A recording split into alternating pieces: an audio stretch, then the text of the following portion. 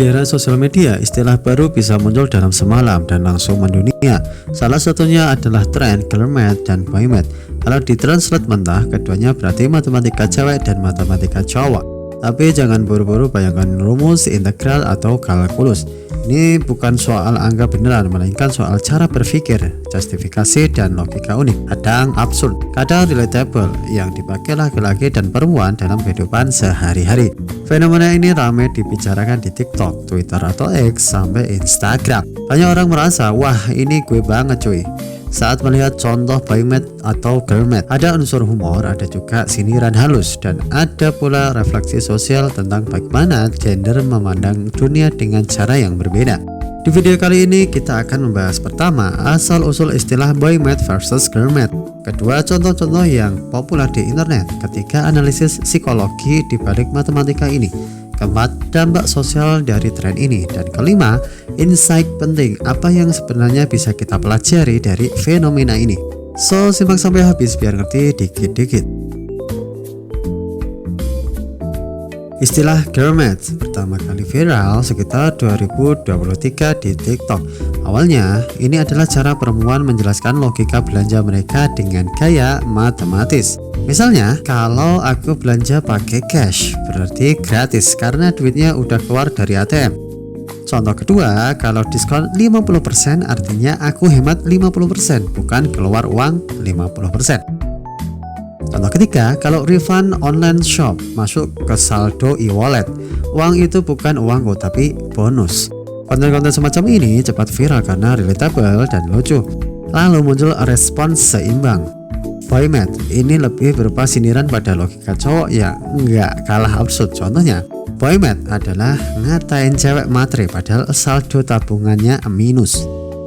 Kedua, boy math adalah bilang suka cewek natural tapi follow semua selebgram full make up. Boy math adalah bangga bisa bench press 100 kilo tapi nggak bisa angkat jemuran pas ibunya nyuruh. Kedua istilah ini jadi semacam mirror humor, bercermin lewat tingkah laku gender lain. Girl math sering dikaitkan dengan kebiasaan konsumtif. Beberapa logika khas. Pertama, diskon sama dengan hemat. Kalau harga barang 1 juta lalu diskon menjadi 500.000. Logika girl math bukan keluar uang 500.000 tapi hemat 500.000. Jadi makin banyak belanja, semakin banyak yang hemat. Kedua, cash sama dengan gratis. Kalau belanja pakai uang cash, apalagi receh, itu serasa nggak keluar duit. Karena duit receh sering dianggap bukan duit yang serius. Yang ketiga, refund atau e-wallet bukan duit. Kalau refund masuk ke e-wallet, maka dianggap uang hadiah. Jadi bisa dipakai untuk foya-foya tanpa merasa bersalah sedikit pun. Contoh keempat, harga per pakai. Kalau beli tas harga 1 juta tapi dipakai per 100 kali, artinya per sekali pakai hanya Rp10.000. Jadi tas itu sebenarnya murah. Fenomena girl math ini bukan sekedar lucu-lucuan, ada aspek psikologinya.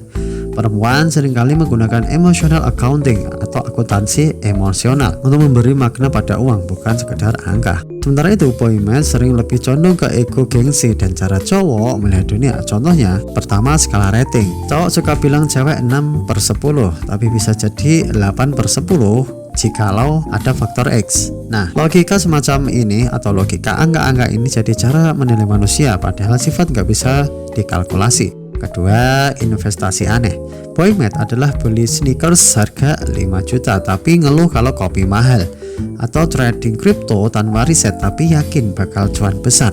Ketiga, ngitung badan. Bangga tinggi badan 170 cm tapi bilang gue hampir 180 cm cuma kurang dikit. Contoh keempat, kehidupan cinta. Boy math adalah bilang nggak siap untuk pacaran tapi siap main Mobile Legends 8 jam sehari. Intinya, boy math lebih sering nyentil soal inkonsistensi laki-laki antara apa yang mereka katakan dengan apa yang mereka lakukan. Kalau dipikir serius, fenomena ini bisa dijelaskan lewat teori psikologi. Pertama, cognitive dissonance. Orang suka membenarkan tindakannya dengan logika matematika pribadi. Misalnya, belanja mahal dianggap hemat atau nongkrong mahal dianggap investasi networking. Kedua, gender stereotip. Girl math sering diasosiasikan dengan konsumsi dan belanja, boy math dengan ego dan penilaian. Ini sejalan dengan stereotip lama tapi dikemas lucu. Ketiga, humor sebagai coping mechanism. Humor membantu kita menerima kelemahan diri. Ketika kita ketawa dengan Kermit atau Boy Matt, sebenarnya kita sedang mengakui bahwa semua orang punya logika aneh dalam hidupnya. Keempat, self-identity dan relatability. Viralnya tren ini karena orang merasa relate, tercermin dalam Boy atau Kermit, kita merasa bagian dari kelompok tersebut. Tren Boy Matt versus Kermit bukan sekedar hiburan, ada dampak nyata. Pertama, meningkatkan interaksi. Konten bertema ini sering viral karena memancing komentar. Ini gue banget atau kok kena banget ya. Dua, memperkuat stereotip. Meski lucu, ada risiko memperkuat stereotip gender. Misalnya, semua cewek dianggap boros atau semua cowok dianggap egois cuy. Ketiga, jadi alat sindiran. Banyak yang pakai Boy atau Kermit untuk menyerang gender lain. Ini bisa jadi lucu, tapi kalau kebablasan jatuhnya ke sekisme.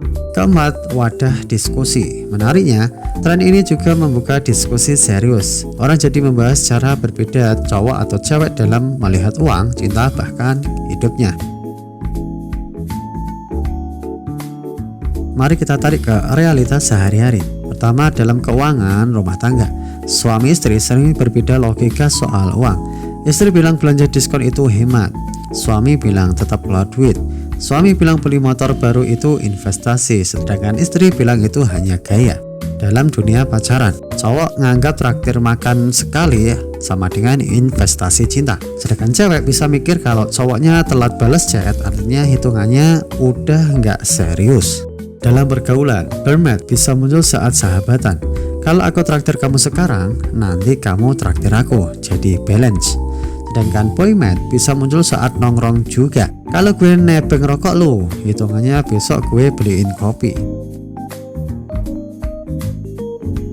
Daripada sekedar ketawa, kita bisa ambil beberapa pelajaran dari tren ini. Pertama, logika relatif. Ternyata matematika manusia itu relatif. Kita semua punya cara aneh membenarkan keputusan. Dua, humor mengungkapkan kebenaran. Di balik kelucuan Kermit dan Boy Matt ada kebenaran soal cara berpikir manusia.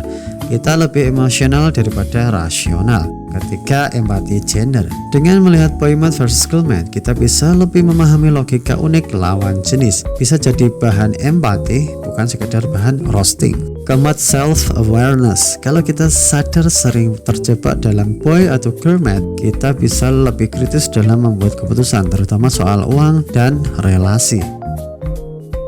Fenomena Boy Matt versus Kermit memang awalnya muncul sebagai candaan internet, tapi di balik humor itu ada cermin yang memperhatikan bagaimana laki-laki dan perempuan memandang dunia dengan cara unik atau kadang absurd, kadang penuh makna. Kermit mengajarkan bahwa manusia sering mencari justifikasi emosional dalam keuangan, sedangkan Boy Matt menunjukkan bahwa ego dan gengsi sering mendistorsi logika. Akhirnya, baik Boy Matt maupun Kermit hanyalah cara kita mengungkapkan bahwa manusia itu enggak sepenuhnya rasional. Kita semua punya matematika pribadi untuk membenarkan pilihan hidup, dan mungkin justru disitulah letak serunya menjadi manusia cuy. Sekian untuk video kali ini, semoga bermanfaat. Salam literasi.